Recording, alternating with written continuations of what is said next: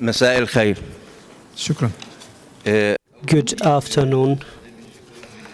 First of all, I would like to thank the organizing parties of this important conference, especially for Dr. Mr. Khalaf, because conducting such conferences in such circumstances is considered a courage, because today those who demand boycott are persecuted legally in many of the countries over the world. Therefore, I commend your courage, and I encourage you to continue exercising efforts in this regard. For a human being to speak after lunch and after Haneen, it is very difficult task to do. I'll try to tackle some issues that are related to my role, the role of the Liberation Organization in the dismantling of the apartheid. We have to remember that the Liberation Organization passed through two main stages. The first one from the establishment and until the Oslo Accords, and the second one as at the signature of the Oslo Accords and up to now.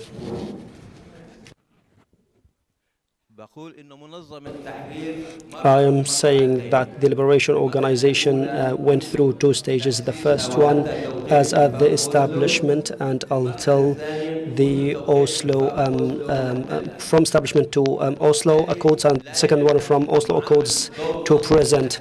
This is why we should not mainstream it, the role in two stages. There is a difference between the role in both of them.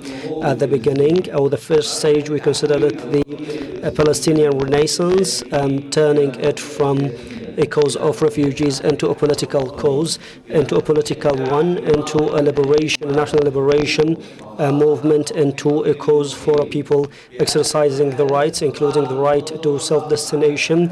In this stage, the organization was able, after the entry of the factions, particularly the Fatah movement, to create a national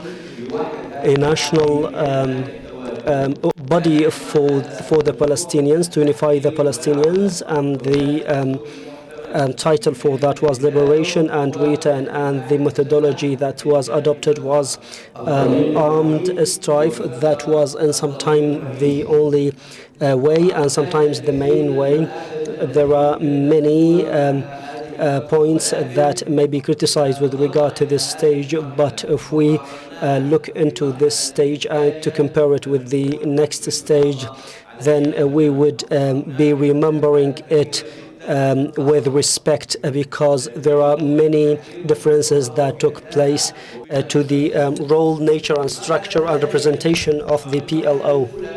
At the first stage, and during that stage, the PLO was able to reach into a draft, into a resolution by the UN to consider the Zionist movement a racial movement. This resolution was passed in 1975, and the text of that resolution condemns the Zionist ideology and demands the world to resist that. Before Oslo Accords and before the Madrid Peace Conference, they reversed that decision, because Israel was contingent not to attend the Madrid conference, and it would attend only if they reversed that decision.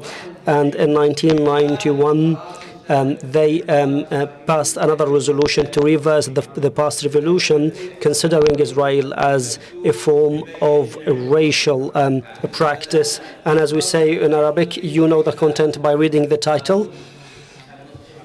And if the resolution says that it is a racial movement, it is natural to expect that we will reach to what we have reached to. It was not an appropriate start. We should have built on that decision. We should have dealt with it in a different way. In this stage,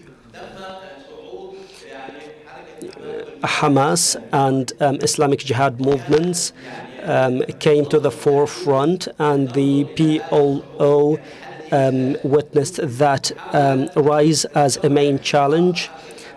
tried to accommodate Hamas in particular within the structure of the PLO, but Hamas was proving that it can work from outside and that it may provide an alternative for the PLO until they changed their position in March in 2005 and the two movements decided to be part of the PLO. My words to what I'm speaking about Hamas is documented with the highest senior levels of the Hamas leadership. They told me that we were thinking that we will have the ability to form an alternative liberation movement, but we discovered that there is an international and a pan-Arab decision made that only the PLO is allowed. This is why the late Yasser Arafat allowed them. They had disagreements about the conditions to enter at the same time. But in fact, Hamas was not really concerned about that entry, and we know the literature that they used to publish in the statements and documents of Hamas with regard to the PLO. The second stage is very important because it is very risky. I would say that in the Oslo Accords signature, the PLO committed political suicide. It was not a tactic, it was not a mistake, it was a political suicide, as at that time PLO is in the CPR unit, and they bring it back to life when they need it. When Fatah movement fell down in the elections, they called back PLO for some time. It didn't play the role it used to play in the past, but they want to say that we are able to compete with Hamas by our presence in the PLO, but they were not keen to activate the role of the Liberation Organization. I personally had discussions with President Abbas, and I told him, okay, guys, activate it without Hamas. There are many ways you can activate it, and you can do it without Hamas. They kept it to sign the final agreement that was expected in May in 1999 in the Oslo Agreement. Therefore, the Liberation Organization is useful only when it comes to signing on behalf of the Palestinian people. And when they reached into May 1999, we have not witnessed any change of position, any real change in the Palestinian strategy, the adopted one. It is risky. It's not the mistake. It is rather that your politics would reach into utter failure because of this strategy, and that you would reproduce and remake the same mistakes, and this would affect the Palestinian territory people and cause, and it affects a lot in what we reach to now. This is very important. Another point of importance I have to indicate too is that PLO tried to claim that it carries or it plays two roles at the same time by being part of the boycott movement, but that adoption was not ever a real adoption. The PLO is still part of the boycott, but they have not exerted any efforts. But many of the time they create impediments and obstacles. And there is a claim that was expressed by President Abu Mazen Abbas when he visited South Africa in 2013, when he was visiting that country during the funeral of Nelson Mandela. He said that we do not boycott Israel, but we recognize the legitimacy of Israel. We have relationships with Israel. And this is literally, this is his words literally. And he called the world not to boycott Israel. He wanted the world to boycott the settlements. However, if we discuss the boycott of settlements, we will find that there are no real efforts that are being exerted in this regard. Some information may be new to some of you.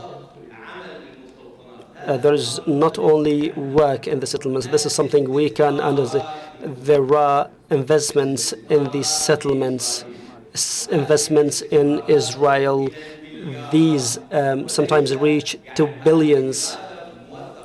This is a documented study that for its documentation and proof, we have exhibits and documents. There are investments in the settlements in Israel. Furthermore, there are Israeli products that receive a certificate of origin from Palestine, and they are exported to Palestine, to the Arab countries and the world as Palestinian products.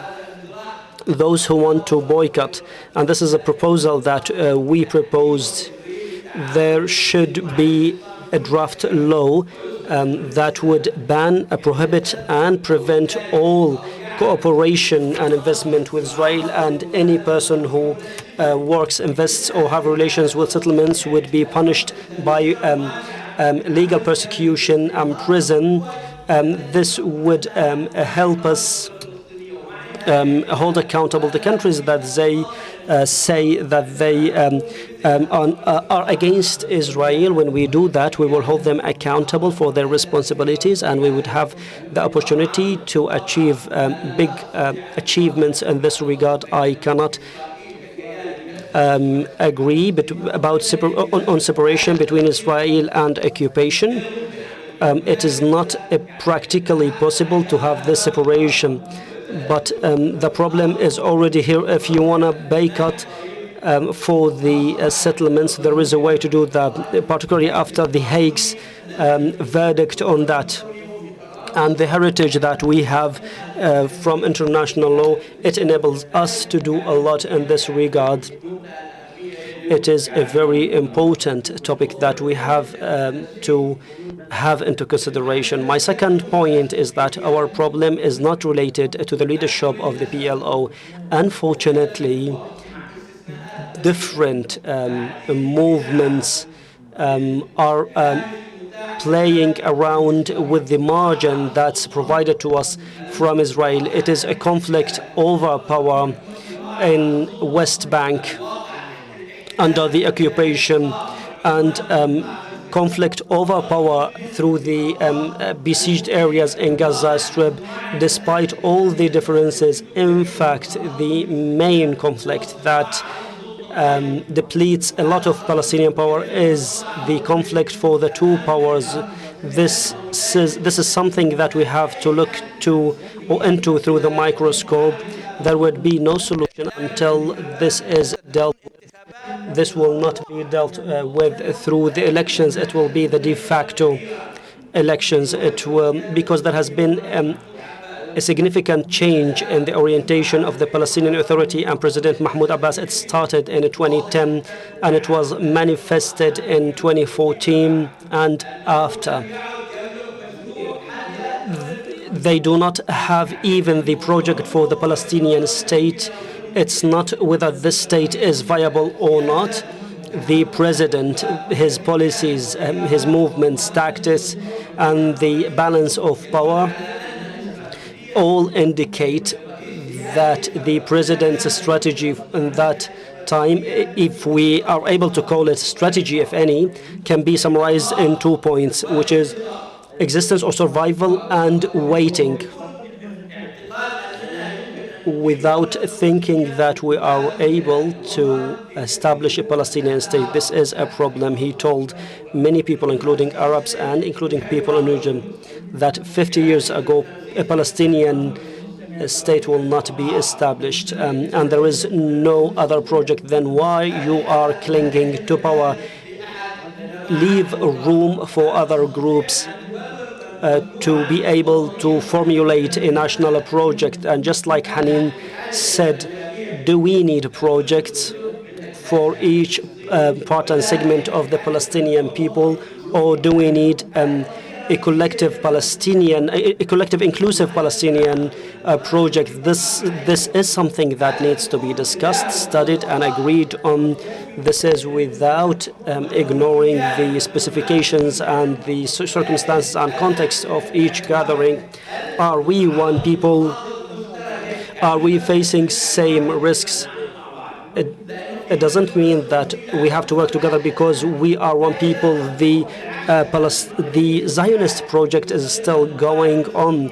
It is witnessing a prosperity because it is utilizing the Arab regional and international circumstances to achieve what they were not able to achieve across the past decades. They are trying to annex lands legally. The displacement cause is not urgent, but it is part of the Israeli agenda, so that we are not faced one day with the 1848. Ask Turkey how many people have bought homes, lands, and are doing businesses. They said because they are not feeling stable in Israel. Enough evidence is the crime rate amongst our people who were there before 1948. It is 4 times the other parts of the Palestinian land. It is drugs, crime, violence, all of it is part of the plan. Displacement doesn't mean putting us and transporting us in trucks and buses. They create a situation for us where life would seem to be impossible, and they would make social and economic situation for us difficult. Previously, going to work abroad didn't mean that they are leaving their homeland. People used to work in Saudi, in the Gulf, in Americas, and other places around the world. But now numbers of people are leaving as eternal immigration. Look at what happened to the Lebanese, to the Palestinians in Lebanon. More than their half is outside their Lebanon as immigrants. Look at Palestinians in Turkey. Let's not discuss it in a different way. We will see that there is a direct and indirect immigration process that is going on. Look at the Israeli plans, the studies, the discussions, and the research papers. Immigration is the alternative homeland, is the Palestinian state in Sinai, is the creation of the United Palestinian Emirates, is these ideas indicate opinions and planning that maybe the official adopted policy in Israel. We should not ignore that. We should think strategically forward. Sometimes we think only for tomorrow. We have to think about ourselves for today, tomorrow, after that, after 10 years and after 30 years, how we will be prepared for what will happen, and how we have to take into consideration all possibilities, potentials, and that we create our strategy based on having more than one choice and moving from one choice into another. It's not only an academic issue, it's not a scientific issue, it is a political issue par excellence. We need to be prepared for all possibilities, and change cannot be done through waiting for the change in the frameworks and the leadership, but through the interventions of the ideas and the new ideas and new powers, new groups that learned from the lessons of the Palestinians, from the past experiences. Based on that, we do not want to repeat our past experiences. We cannot ignore reality. There is a reality that may lead to some of the things we are mentioning, and ignoring this is a political mistake. Surrendering to that is a bigger mistake. We have to deal with reality in order to change that reality, having into consideration that what we achieve in one stage is not the end of the road. Revolutionary Puritanism is not useful all the time. My objection to the Gantz recommendation is that it is provided for free. Nothing is done to counter that. Very little is being done to counter that. Some little promises, some partial promises that are not documented, and at the same time it led to internal harm for Palestinians more than benefit for Palestinians. And if it continues, it will repeat and replicate the Oslo Accord both experience as if the concessions we provided in Oslo were not enough. We had great concessions and we got little. Israel had some concessions because it needed that solution, but this has changed after the advancement in technology and after the opening of new markets without need for Arabs. Therefore, there are political changes and economic changes that lead in Palestine. We have changes in the communities of 1948 and Palestinians outside. We have to study them, and we have to understand why people are only thinking of themselves, of their own interests. It's not the ones who are negotiating, but the ones who are struggling for that. In Gaza, they have been fighting alone. In Jerusalem, they are fighting alone. This is a result of a structure, an economic, political security structure that is separated from the Palestinian rights objectives, and that as for legitimacy, you are 2 minutes late. Your last sentence. There is a necessity to rebuild PLO as a representative body of all Palestinians by inventing standards and bases that represent Palestinians, not through factionalism for the groups and not through detailed elections with specific arrangements, whether it is inside Palestine or outside. But it should be part of the framework of the new national project. It should take into consideration all the peculiarities, led by one leadership that can lead the Palestinians and the Palestinian people to safety. Thank you.